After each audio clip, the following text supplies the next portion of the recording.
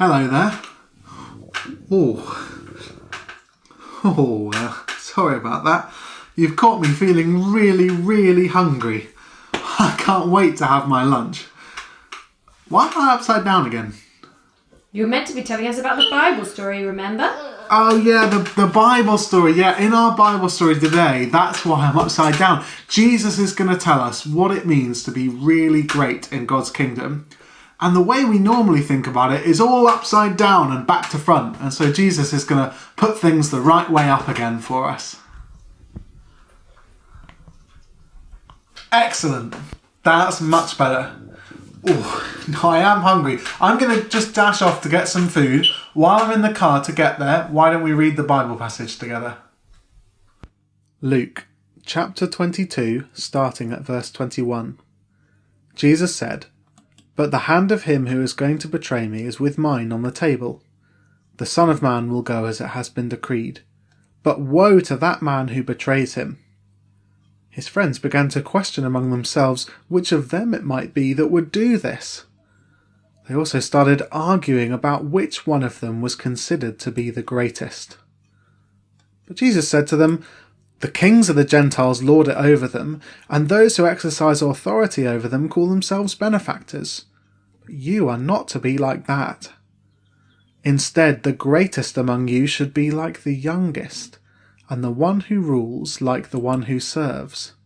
For who is greater, the one at the table or the one who serves? Is it not the one at the table?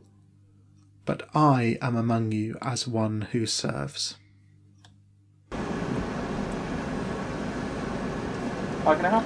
Hiya, can I just get a cheeseburger and small fries, please? Anything else, mate? That's great, thank you. Excellent then.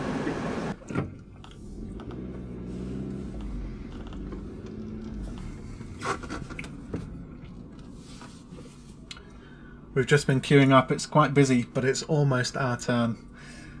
While we wait, let's just recap the story. So did you notice in that story, Jesus was telling his friends, his best friends, one of them was going to betray him and hand him over to be killed.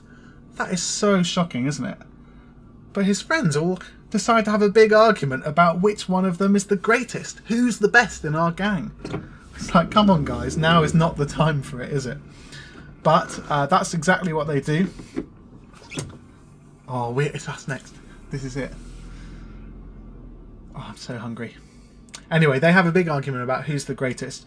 Jesus uses it to tell them what makes someone great in God's kingdom, really. And it's a bit of a surprise. There you go, thank you. Thanks so much. Oh, can't wait for this. Well, we're going to get on back home. I'm going to concentrate on driving. And we're going to look at what is that lesson that Jesus tells them. What does make someone great in God's kingdom? I'll see you when we're back. Well, I've just got home. The lesson is that Jesus says we normally think that powerful people are the sorts of people who sit in chairs like this. Maybe even the sort of person who sits in this chair. Maybe even better, chairs like this. But definitely not people who sit in chairs like this or in chairs like this. But Jesus says that people who sit in chairs like this are the ones who are really great. That's so crazy, isn't it? My son, doesn't even have any money, doesn't have any fancy titles like Sir or Your Royal Highness. He's rubbish in a fight, he can't talk, and he doesn't have a job. But Jesus says that being great in God's kingdom is much more like this. That is so back to front and upside down, isn't it? I am home and ready for my lunch. Oh, yes, thank you so much. Well, Jesus also says something else in our passage. He says that the greatest person is the one who serves.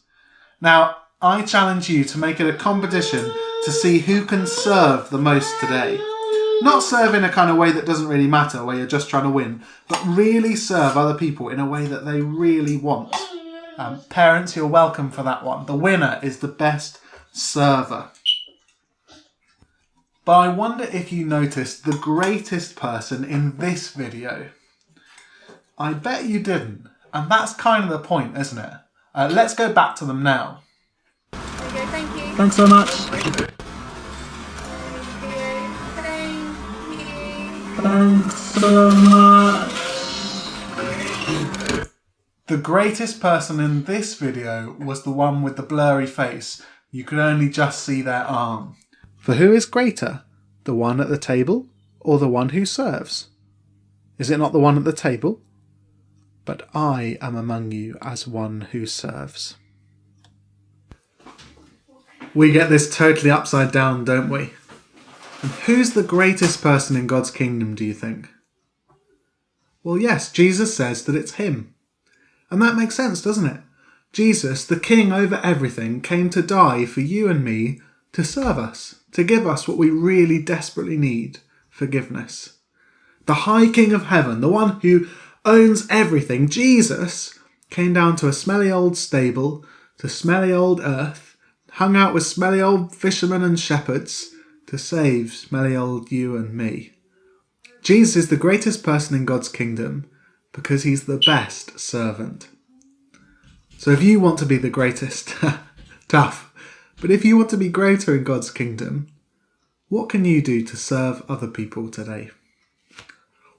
Bon appetit.